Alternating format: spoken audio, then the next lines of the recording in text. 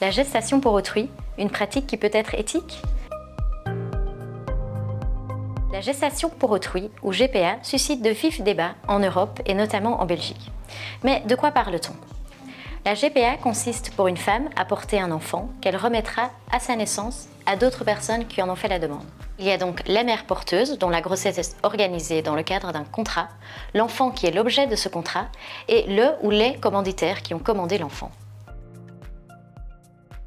Pour certains, la GPA serait acceptable si toutes les parties sont consentantes. C'est l'argument du libre choix et de l'autonomie individuelle. Pour d'autres, il suffirait que la GPA soit altruiste pour être éthique. Concrètement, les services fournis par l'hôpital ou le centre de GPA restent payants, mais la location du corps de la femme n'est plus que défrayée. La GPA reste donc une transaction marchande que l'on tente de faire oublier par un côté altruiste, uniquement réservé à la mère porteuse. Ces visions soulèvent plusieurs questions. Du point de vue de la mère porteuse, la grossesse n'est pas un service rendu.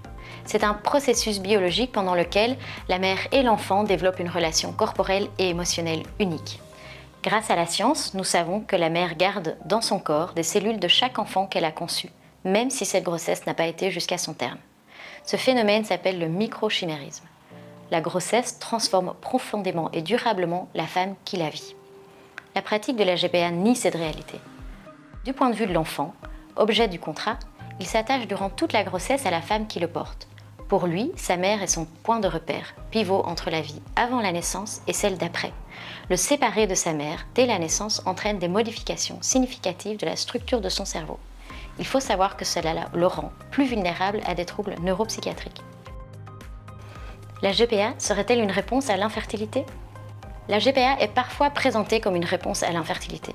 Pourtant, elle ne soigne aucune maladie. Elle déplace simplement la grossesse vers une autre femme qui en assume les conséquences et les risques tant physiques que psychologiques liés d'une part à la fécondation in vitro, mais aussi à la grossesse et enfin à la séparation avec l'enfant après la naissance. La GPA, un contrat comme un autre? La GPA repose sur un contrat. Celui-ci organise la mise à disposition du corps de la femme et de ses capacités reproductrices. Il réglemente également son mode de vie par des clauses souvent liberticides. Cette situation est en contradiction avec un principe fondamental du droit. Le corps humain ne peut être traité comme un objet de transaction. La réalité des contrats éclaire une autre phase de la GPA. L'enfant attendu doit correspondre à certains critères. Selon les pays, un dépistage des anomalies chromosomiques est effectué sur les embryons. Certaines clauses prévoient que la mère porteuse doit avorter si l'enfant présente un handicap ou une maladie grave. Cela rentre dans la logique du marché où le produit, ici l'enfant, doit répondre à des critères de qualité sous peine d'être refusé et donc avorté. Au fond, la GPA pose une question simple et essentielle.